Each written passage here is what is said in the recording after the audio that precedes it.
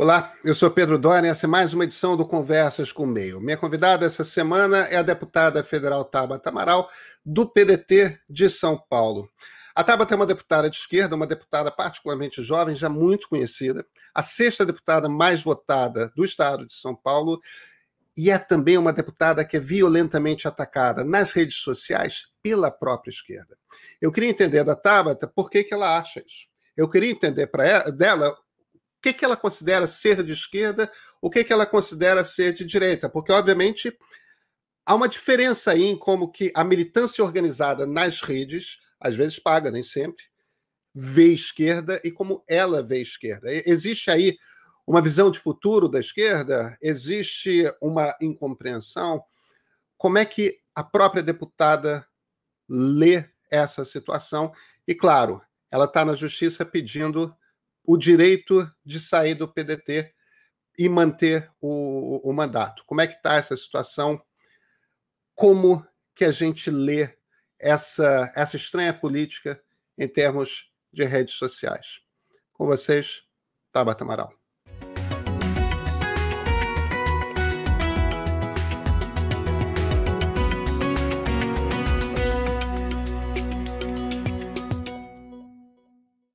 Deputada Tabata Amaral, muito obrigado por ter aceitado esse convite para a conversa. Pedro, toda a equipe do Meio, brigadão pelo convite, é uma honra estar aqui com vocês e com todos que nos acompanham também. O prazer, acredite, é todo nosso. Tabata, eu sou um rato de rede social e se tem uma coisa que já, infelizmente, há muitos anos, porque depois de um tempo o couro vai virando couro a pele, né? Eu tenho certeza que você tem essa experiência. E eu queria começar justamente por isso. Tem um mistério que eu não sei compreender e eu começo a perceber que eu tenho ouvido esse comentário com muita frequência, visto mais e mais gente se manifestando a respeito disso. Você foi eleita por um partido de esquerda, o PDT, e você me parece uma deputada de esquerda, tá? Mas existe alguma coisa que acontece nas redes sociais que a militância organizada de esquerda nas redes sociais tem um problema com você, né, Tabata? Você é uma das parlamentares mais atacadas nas redes sociais e você é atacada pelo seu grupo. Não é por militantes de direita, é por militantes de esquerda. E atacada, às vezes, com muita violência. E com muitas fake news também. E com uma quantidade imensa de desinformação, de mentiras, e principalmente distorção, né? Mais do que mentiras diretas, invenções, distorções. Às vezes você é atacada por conta do seu voto em determinados projetos que outros parlamentares de esquerda votaram exatamente como você, mas você é atacada. Por que você acha que isso acontece? Pedro, obviamente, como vocês podem imaginar, eu me faço essa pergunta todos os dias. Então, eu vou trazer aqui a resposta mais, acho que mais atual dos meus pensamentos, do meu coração, e a gente debate sobre ela. Acho que são algumas coisas. Tem uma reflexão que eu gosto, duas reflexões. Eu acho que a primeira, e a gente precisa falar sobre isso, é que eu não sou meramente confrontada politicamente. Na sexta-feira passada, eu dei entrada a 3 queixas na justiça por ameaças que eu havia recebido de pessoas da esquerda. Então, acho que o primeiro ponto é, o que eu critico aqui não é a discordância política, não é o posicionamento contrário ao meu, é a forma como isso chega. Num período de 7 dias, eu recebi um ataque forte da extrema-direita, acontece também, e 2 da extrema-esquerda, e geralmente é nessa proporção. Mas foi uma semana muito simbólica. E nesses 3 casos, eu não fui confrontada apenas com o meu voto ou com o meu posicionamento. Nos 3 casos, houve sim desinformação, houve sim fake news, e eu posso trazer aqui exemplos. Nos 3 casos, eu fui ameaçada.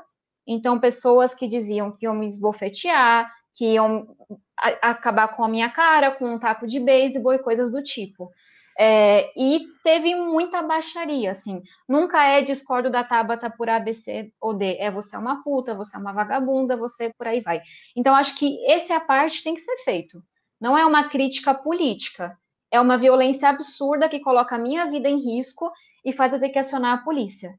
E aconteceu em uma semana, uma vez da extrema-direita, 2 vezes da extrema-esquerda. Qual é a minha teoria para isso? E aí você vai ter que me ajudar a construir essa teoria. Eu me candidatei lutando e pregando uma renovação que deveria acontecer em 3 esferas: pessoas, práticas e ideias, princípios. E, de certa forma, errando e acertando, eu represento um pouco dessa renovação em 3 esferas. E eu acho que é isso que faz com que eu incomode 3 vezes mais, por assim dizer. Primeiro, eu sou uma mulher jovem, que vem da periferia, que tem uma história completamente diferente. Se tem alguém que foge ao estereótipo do que queriam ver aqui na política, sou eu. E isso incomoda. Incomoda homens ricos, brancos, mais velhos, que se sentem desobedecidos quando eu discordo deles. Então, tem essa questão da diversidade. E eu sei que isso seria muito mais duro para uma mulher negra trans, por exemplo. Então, a gente não pode se escapar de falar disso. Tem a segunda questão, que é a das práticas, que faz com que eu incomode, talvez não a esquerda, a direita, mas o status quo, que é quando eu tenho coragem de denunciar o que está acontecendo com a votação desse orçamento. 30 bilhões de reais que vão para a emenda do relator, quando o governo diz para mim que não, e para mim, para a população, que não tem dinheiro para auxílio emergencial, que é quando eu apresento um projeto de lei aumentando o valor do auxílio e venho e coloco certinho de onde vai vir cada centavo. Reforma da Previdência dos militares, que se safaram, não têm as mesmas condições dos servidores, acabando com várias isenções fiscais absurdas para quem é rico, para quem recebe para bem mais do que 40 mil reais, mas não paga o imposto sobre dividendo, por exemplo. Então, tem uma questão de prática, que é quando eu não sento na negociação, que muitas vezes une esquerda e direita para aumentar um fundo partidário. Isso também incomoda. E é claro que tem gente aqui incomodada com a minha presença. E aí tem essa terceira coisa de ideias, que talvez seja a mais óbvia, porque é mais fácil de você se esconder atrás dela, que eu tenho um posicionamento que me coloca no campo progressista, porque a coisa que mais me motiva a estar na política é o combate à desigualdade, é o combate à pobreza. Essa é a minha luta. Agora, eu estou tão comprometida com o resultado, e aí é minha trajetória. Eu não fui criada em centro acadêmico, em partido político, então eu não cheguei aqui sabendo de cor a cartilha de partido A, B, C ou D. Eu vou fazer o que eu fiz em toda a minha vida, e foi isso que me salvou. Para cada matéria eu vou estudar, e eu vou ouvir as pessoas. Eu vou tentar entender o que funciona. E eu posso errar, mas vai ser tecnicamente, porque eu estou tentando acertar com o estudo. E aí isso faz com que eu tenha uma visão econômica que me coloca no centro, que para mim é uma visão econômica mais moderna. E aí, enquanto as pessoas estão dizendo assim, não, eu estou aqui defendendo a revolução, eu acho belíssimo, eu acho que no parlamento tem lugar para tudo isso. Agora, a revolução que eu quero ver é a revolução na periferia. E são meus amigos que morreram, é meu pai que morreu com 39 anos por causa das drogas, é meu amigo que não terminou o ensino médio. Então, eu chego com um sonho diferente, não estou invalidando quem está aqui defendendo a revolução comunista, socialista, etc. Eu acho que essa pessoa tem um espaço importante na democracia para a gente fazer avançar a justiça social. Agora, a minha luta é outra. A minha luta é para que, dentro desse sistema que a gente tem hoje, que eu tenho certeza que não muda daqui 5, 10 anos, é a minha opinião, eu vou fazer o que eu puder para ajudar a pessoa que mais precisa. Eu vou pegar um último exemplo para a gente poder debater mesmo, a questão da reforma da Previdência. Esse é o bastião para falar mal de mim, e faz com que as pessoas ignorem tudo que eu fiz nesses 2 anos.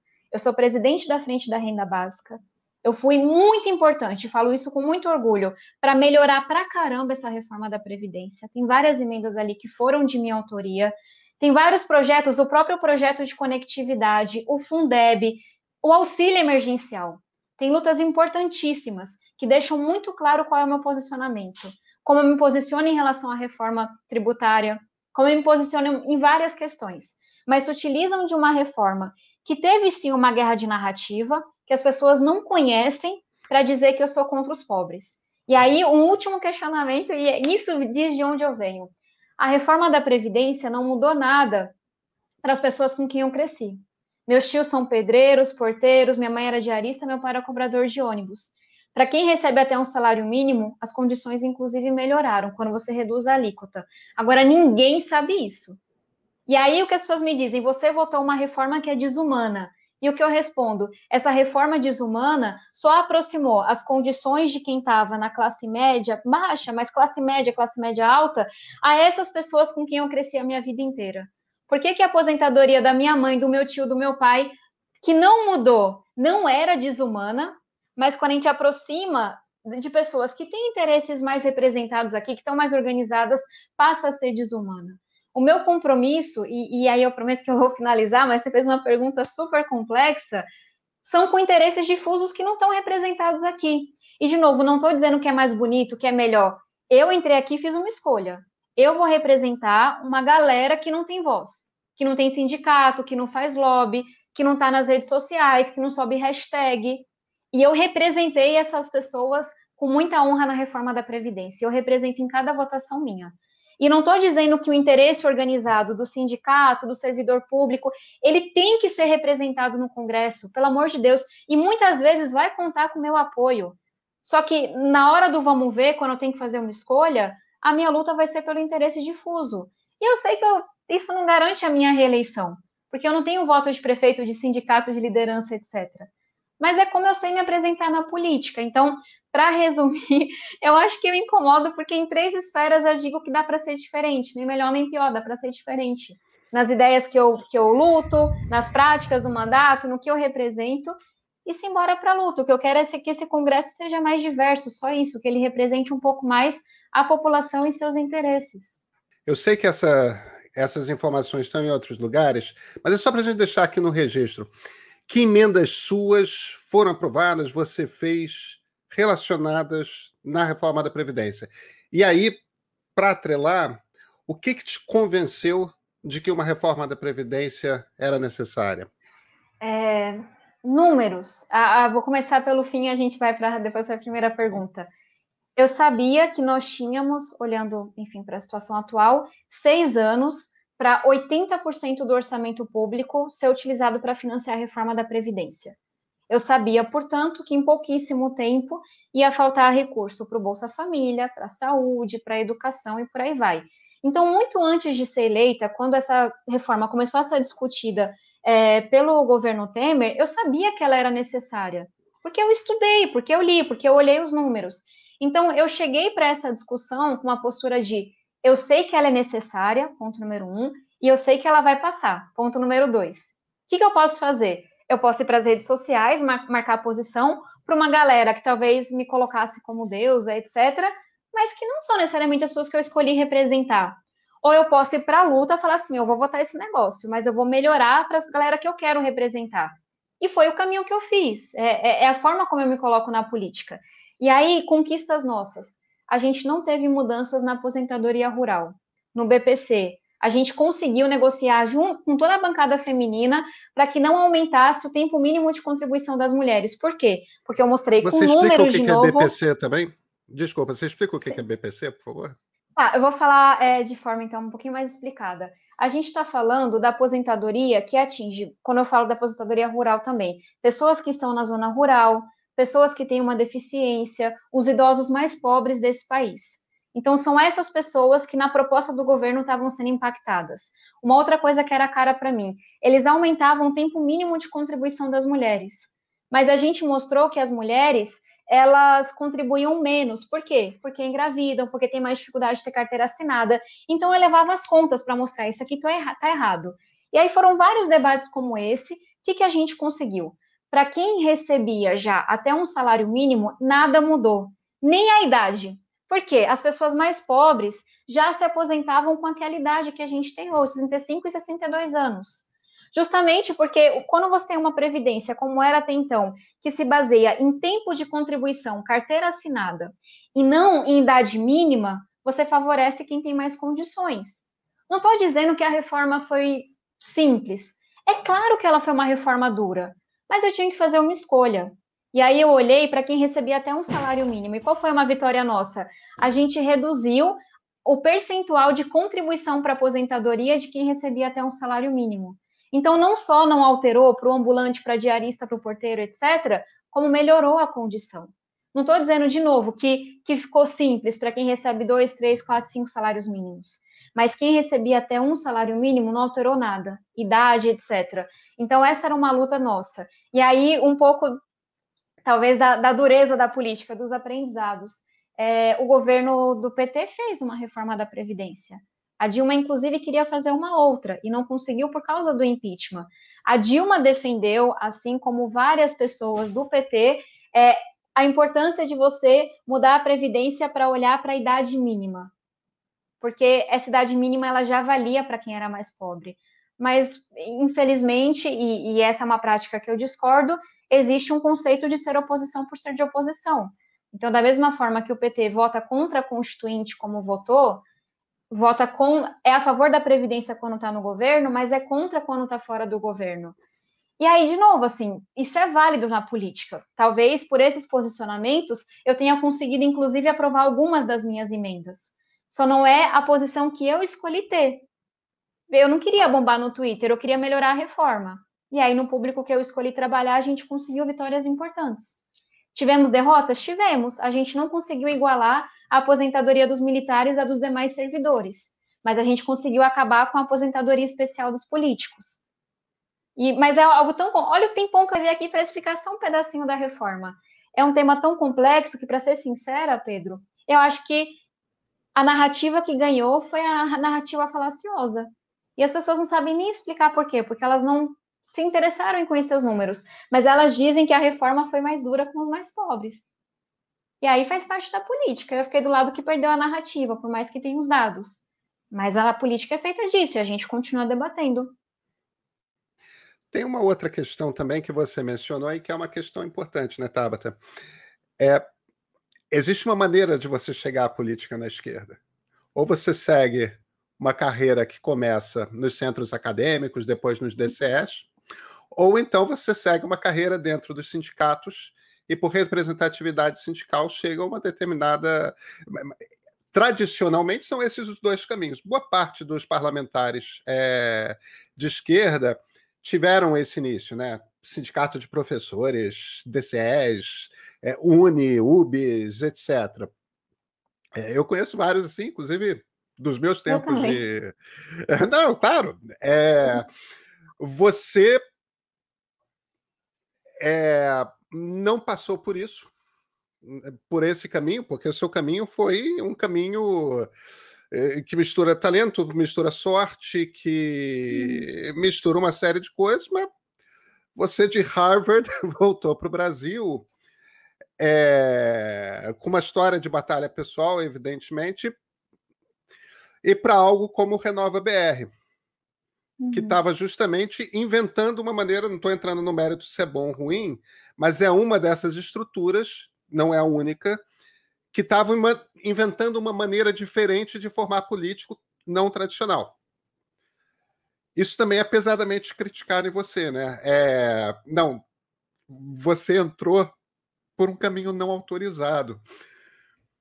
Como é que isso bate em você? Olha, eu estava mais cedo conversando com um grupo de vereadoras que estão fazendo um projeto lindo de formação para, enfim, terem mandatos bem efetivos. E uma delas me perguntou o que ela podia fazer para ser mais ouvida em relação a como se apresentar, etc. Eu falei, olha, a minha experiência diz que não importa a sua roupa, não importa a cor do seu batom, não importa o seu tom de voz, tá com salto, não tá, cabelo roxo, cabelo alisado, não importa. Vou encontrar uma maneira de te descredibilizar. E eu pego esse aprendizado para esse incômodo que eu gero. Não é, porque a Tabata fez o curso do Renova BR. Porque a Tabata se formou em Harvard. É porque foi um caminho diferente, é só isso, sabe? Eu poderia não ter feito o curso do Renova BR, que me ensinou coisas muito importantes, e eu incomodaria do mesmo jeito. Eu poderia não ter passado por Harvard, e eu continuaria ouvindo da extrema direita e da extrema esquerda que eu sou financiada pelo Jorge Soros, pelo Jorge Paulo Lema, etc. Por que eu trago esses exemplos? Eu venho da periferia de São Paulo, sou filha de nordestinos, trabalho desde nova. Quem é do meu bairro vai dar risada se você falar que eu sou financiada por alguém. Porque vai ter alguma incongruência muito grande ali, sabe? Em quem está fazendo churrasco na laje final de semana e onde está esse dinheiro todo. Então, não tem muito a ver com fato. E esse é o meu ponto. Porque eu passei muito tempo tentando provar para as pessoas que eu não era financiada por ninguém, provar para elas que eu estava seguindo as minhas convicções, me questionando se eu que tinha falado algo errado, se eu que estava, enfim, se era porque eu pareço mais nova. E eu percebi que não, quem incomoda, incomoda. E vão inventar várias histórias. E quem não gostar de você vai acreditar, e quem gostar não vai acreditar. Porque senão eu me fico nesse lugar de alguém que está sempre se defendendo. E aí a capacidade de você inventar mentiras é muito maior do que a minha capacidade de me defender. Então é claro que se alguém me questionar sobre o Renova BR, eu vou explicar que é um curso massa, que forma gente do pessoal ao novo. E que se você fizer qualquer análise de votação, não tem nenhuma congruência na votação dessas pessoas. E a gente faz piada disso. E se alguém vier me falar que eu sou financiada por um globalista comunista ou por um grande capitalista, eu vou mostrar minha conta bancária.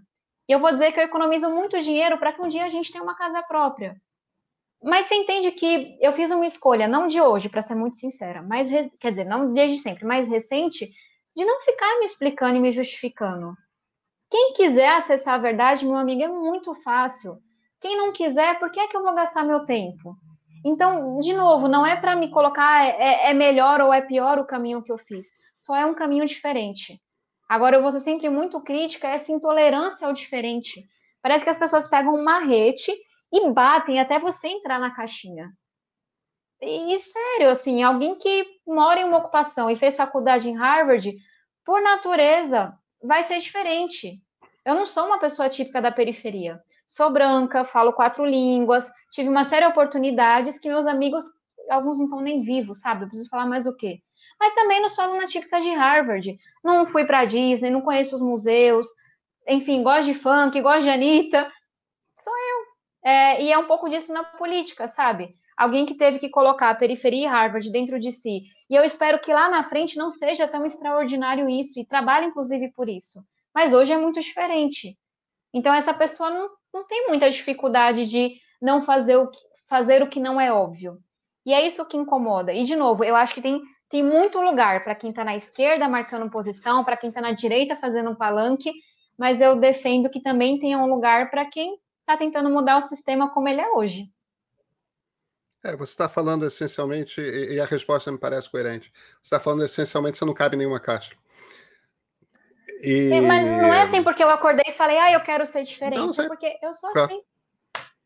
Claro. E bem ou mal, esse processo de passar por um DCE, de passar por um sindicato, te constrói uma narrativa na cabeça, né? Te constrói uma pauta na cabeça. Isso é uma formação que vem com um conjunto de ideias que causa algum tipo de estranhamento quando tem alguém que é do seu grupo ideológico, mas não repete as mesmas coisas exatamente. Né? E aí, deixa eu aproveitar um gancho, Tá, e porque depois eu essa da quero fazer um pauta. comentário sobre isso. Não, então vai. Vai, Não, bem comente. rápido. No dia da votação da Previdência, enfim, eu tinha uma ótima relação com o Ciro.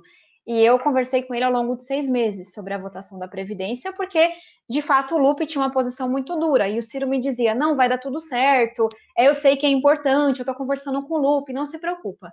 No dia da votação da Previdência, eu liguei para o Ciro e falei: olha, o Lupe falou que vai expulsar a gente, mesmo o partido não tendo fechado questão, e você sabe do meu trabalho, você falou com ele? Aí ele falou: não, isso está no meu depoimento. Eu falei isso para o juiz, sabe? Assim, eu, de verdade, muito comprometida com isso. Ele falou: não, você tem razão, etc. Eu entendo, mas a política não é assim e eu estou falando para você votar contra.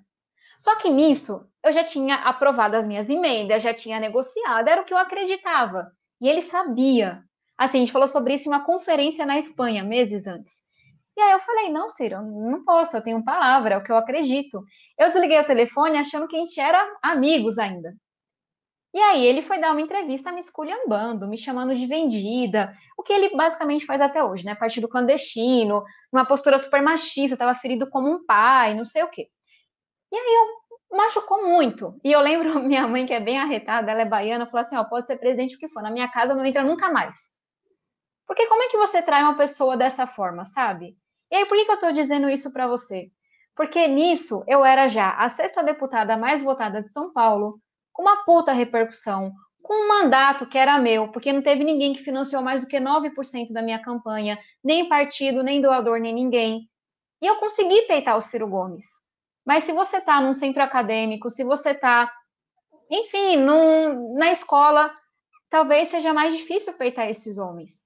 Então, não estou dizendo isso, não é para passar a mão na cabeça, mas para dizer que talvez a minha diferença é que quando eu tive que peitar essa cartilha, não é nem a cartilha porque ele defendia a reforma da Previdência. Quando eu tive que peitar esse dono de partido, eu estava numa posição que eu falei, não vou fazer. Entrei na justiça pedindo meu mandato. Então, só para dizer que talvez por não ter trilhado esse caminho, eu não tive que confratar esses donos de partidos. E quando eu tive, eu aguentei o rojão. Como é que está a situação jurídica do seu mandato? A minha ação deve ser pautada nos próximos dias. São mais de 100 páginas em que eu transcrevo todas as falas, enfim, ataques do Lupe e do Ciro, e inclusive demonstro o quanto que eles colocaram minha vida em risco, porque eles incitaram a militância do PDT contra mim, e aí em grupos de WhatsApp do PDT as pessoas me ameaçavam. Então, enfim, é uma ação que mostra um pouco desse machismo estrutural. Eu tenho bastante tranquilidade em relação a ela. Aí, quando sair o resultado, se eu for liberada, eu vou escolher um novo partido para ir, sabendo que esse machismo é a coisa mais suprapartidária que existe no Brasil. Então, não tenho a menor ilusão de encontrar um partido perfeito. Eu só espero que, com o tempo, a gente diga esse tom. Espero que não tenha mais dono de partido, né, daqui a alguns anos. Mas que eles entendam que sim, que uma mulher jovem pode discordar de você, e isso não é desobediência. Isso é só ela defendendo a convicção dela. Ou a convicção que você não tem coragem de defender, nesse caso. Tabata, o que é esquerda e o que é direita para você? O que define os dois flancos dentro da democracia? Olha, vou responder antes onde eu me coloco e por quê, mas depois fazer uma crítica. Para mim, assim, não vou entrar no que é o liberalismo, se você acredita numa transformação via revolução ou via democrática, não acho que a pergunta é sobre isso. Então, vou colocar de uma forma muito mais simplificada e não menos acadêmica. Para mim, tem duas coisas que competem, que a luta pela liberdade e a luta pela igualdade. E, de certa forma, a direita tende a privilegiar a luta pela liberdade e a esquerda a luta pela igualdade. Está muito simplificado, tá? Não vou entrar em via revolucionária, socialismo, comunismo, etc. Para mim, o que é mais importante é o combate à desigualdade. Então, eu tolero você abrir mão um pouco de liberdade para ter mais igualdade. E é isso que me coloca mais à esquerda do que à direita. Eu acho que faz sentido você tributar grandes fortunas e distribuir esse dinheiro via Bolsa Família. Ao mesmo tempo, eu não sou uma pessoa, enfim, comunista, socialista, revolucionária, etc. Eu acredito nisso dentro da democracia. Isso já me tira da extrema esquerda, ou da esquerda clássica, etc. E eu também acredito que você precisa de uma certa liberdade justamente para gerar riqueza. Eu acredito no desenvolvimento econômico como uma alavanca importante para essa redistribuição. Eu só não acho que ela acontece per se. Estou dizendo tudo isso para dizer que a coisa mais importante para mim, hoje, é reduzir desigualdade. Mas eu não acho que a gente tem que ir full, pegar tudo que as pessoas têm. Não. Eu acho que a gente precisa fazer isso com muito cuidado. Que o Estado tem que intervir onde tem uma falha de mercado. Que o Estado tem que intervir onde tem um monopólio. Que o Estado tem que intervir onde tem um acúmulo de riqueza que não vem do mérito e não vem mesmo. Então é isso que me coloca na centro-esquerda. Porque eu estou aqui defendendo o combate à desigualdade via redistribuição. Agora eu entendo que para isso acontecer dentro de uma democracia, eu preciso de uma economia pujante.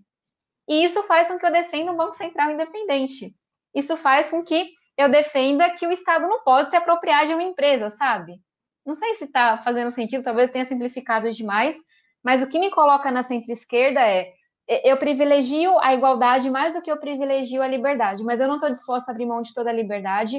Eu não confio em um ser humano para tomar as decisões por mim, que é um pouco do caminho, assim, então fulano vai lá, se apropria de tudo e decide. Não, eu acho que isso é muito perigoso. E eu acho que a gente consegue sim lutar por uma economia que é mais desenvolvida, enquanto a gente luta por inclusão social, que é responsabilidade fiscal com inclusão social. Então, eu me coloco na centro-esquerda, porque eu tenho essa visão que preza pela igualdade, mas uma visão econômica talvez mais pé no chão, mais pragmática, que me coloca no centro.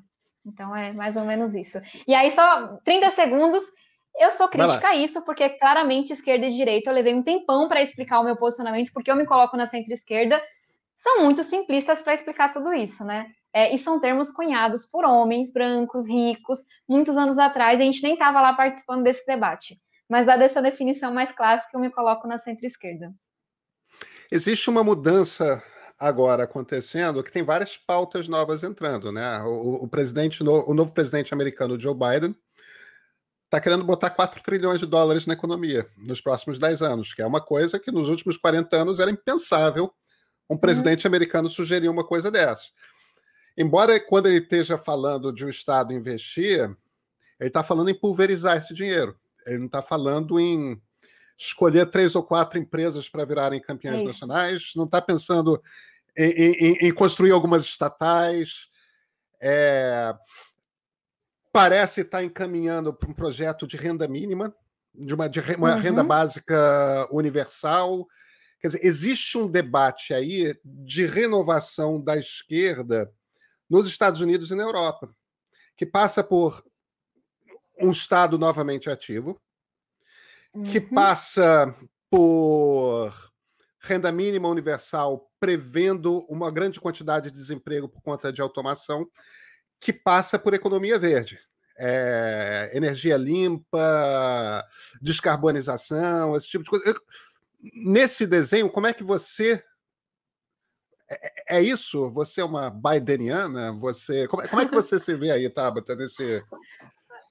Com certeza o Partido Democrata está mais próximo aos partidos de esquerda europeus, ao meu pensamento, do que a esquerda clássica que a gente tem nos partidos brasileiros, né? E aí só alguns pontos que você trouxe. Por que eu digo que eu me identifico com essas políticas? Porque é isso. Eu acho, sim, que numa pandemia o Estado tem que injetar dinheiro na economia. Porque como é que a gente recupera esse tanto de microempresas que estão quebrando? Você entende o ponto? Assim, eu sou super responsável fiscalmente, mas para mim o problema é quando você aumenta a dívida de uma forma recorrente. Então, está gerando um gasto que todo ano vai estar ali. Agora, o que a gente tem que, e me parece que as evidências hoje estão apontando mais para isso, é que você fazer um investimento único num momento como esse vai ser fundamental para que as pessoas não quebrem, para que elas cheguem no pós-pandemia com essas empresas de pé. Então, nesse sentido, para mim, essa é uma política de esquerda. E faz sentido para mim o que o Biden está fazendo. Mas o que faz ser de centro-esquerda e não de esquerda? Porque eu não acho que a gente tem que escolher para quem vai esse dinheiro. Eu não confio em um presidente que vai me dizer qual é o campeão nacional. Então eu vou aqui dizer que eu vou desenvolver a indústria tal. Eu vou aqui dizer que eu vou privilegiar esse mercado. Isso é muito perigoso, porque o ser humano é corruptível, não é perfeito e claramente deu ruim, sabe? Deu errado o que a gente fez aqui no Brasil. Esse negócio de você ficar escolhendo campeões nacionais. É lindo na teoria, mas, de novo, eu confiaria em alguém, sem ser eu, para tomar essa decisão? Não. Aí todo mundo faz a mesma análise. Então, como é que a gente vai escolher esse ser iluminado, abençoado, incorruptível, que vai escolher para onde vai caminhar a economia? E eu acho que isso explica esse posicionamento de centro-esquerda. Tem que injetar dinheiro numa pandemia, não pode deixar esse povo quebrar.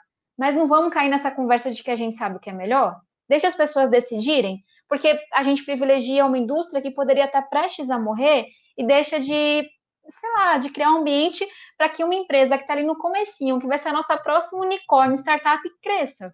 Então, talvez seja aí uma das minhas maiores divergências com a esquerda brasileira. Porque eu não confio em ninguém para ficar dizendo para onde vai a economia. Eu confio em boas leis que regulamentem, que enfrentem o monopólio, que distribuam esses recursos, que tornem a competição mais justa. Então, o Estado tem que agir. Nunca defendi Estado mínimo. Acho que é uma baboseira isso. Agora, eu também não acredito nesse Estado empreendedor que está dizendo para onde vão as coisas, não. Pois é. Qual o tamanho da bancada que tem essa visão dentro do Congresso Nacional?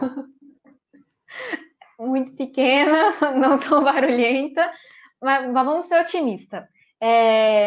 A gente hoje tem uma coisa que eu falei nesse curso com as vereadoras, que eu estava mais cedo, que um deputado me falou. Quando você entra, você faz uma escolha. Vou trabalhar para os de dentro ou para os de fora?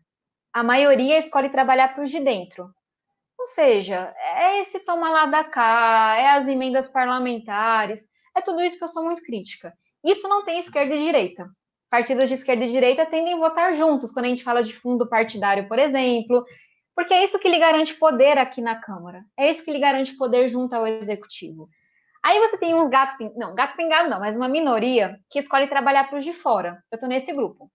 Então, só para você entender que a maior oposição não é quem está no outro lado do espectro, é quem não está no espectro, sabe? É quem está fazendo negócio e garantindo a sua reeleição. E aí, dentro dessa minoria, você tem aí uma maioria dentre desses que estão representando interesses organizados.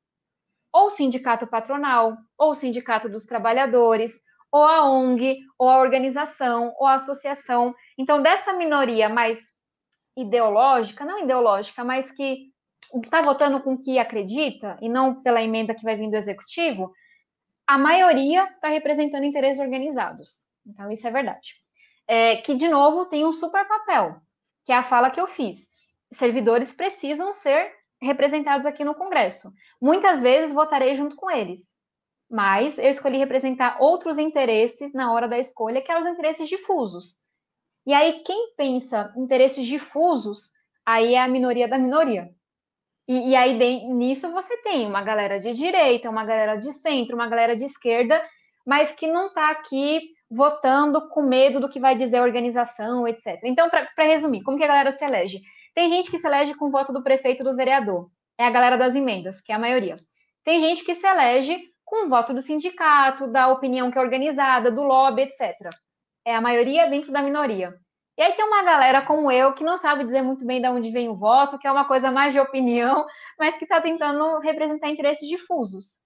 O problema é que os interesses difusos encompassam a maioria da população e acabam sendo a minoria da minoria. Então, na minha opinião, tem que ter lugar para tudo isso. Só tem que mudar muito a proporção, sabe? Entendo. Deixa eu voltar então para redes sociais. Você certamente tem uma opinião a respeito de qual é o papel das redes sociais no debate político. E poucas pessoas dentro da vida política brasileira hoje são tão atacadas de forma tão agressiva quanto você. A gente não vai deixar de ter redes, a gente não vai deixar de ter WhatsApp. As redes deviam cuidar disso, o governo, o Estado deveria regulamentar, se regulamentar através de que caminho? Como é que você vê?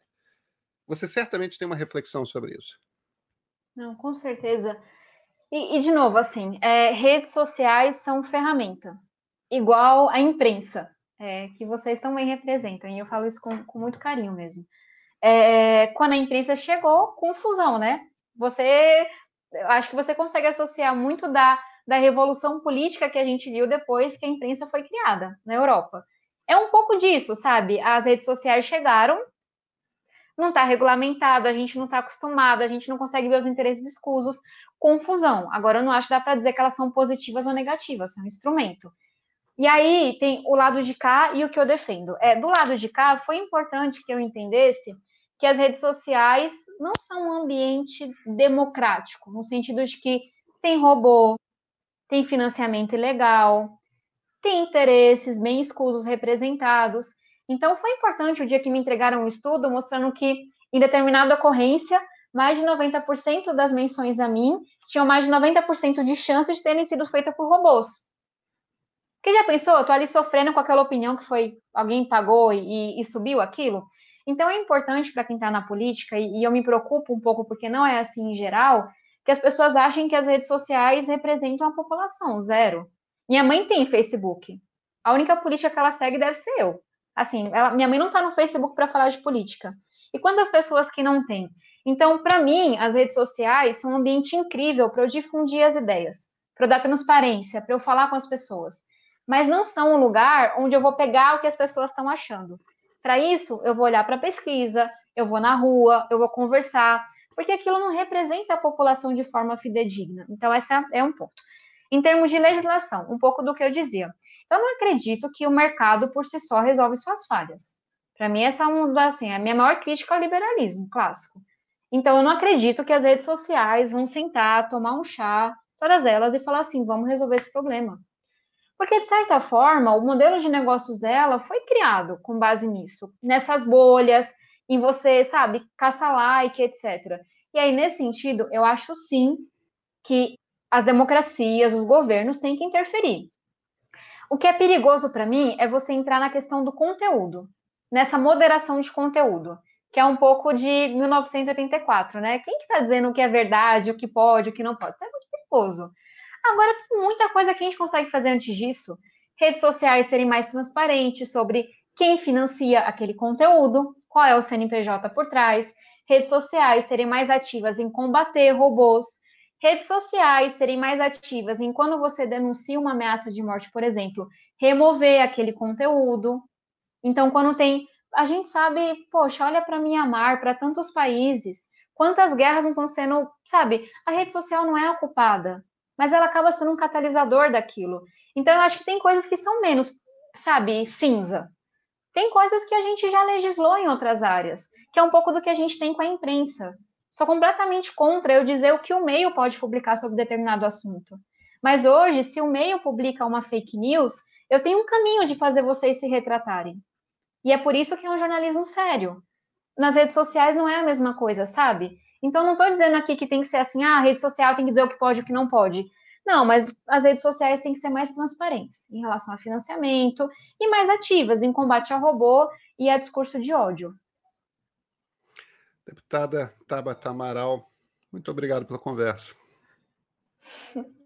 Isso aqui foi quase assim, senta aí no divã, me fala tudo que você já condensou, mas foi uma delícia, Pedro. Obrigadão pela conversa, espero que as pessoas tirem algo de positivo disso, e quem sabe se a gente não falar daqui 2 anos, eu já tenho uma conclusão completamente diferente, mas foi muito bom conversar com você.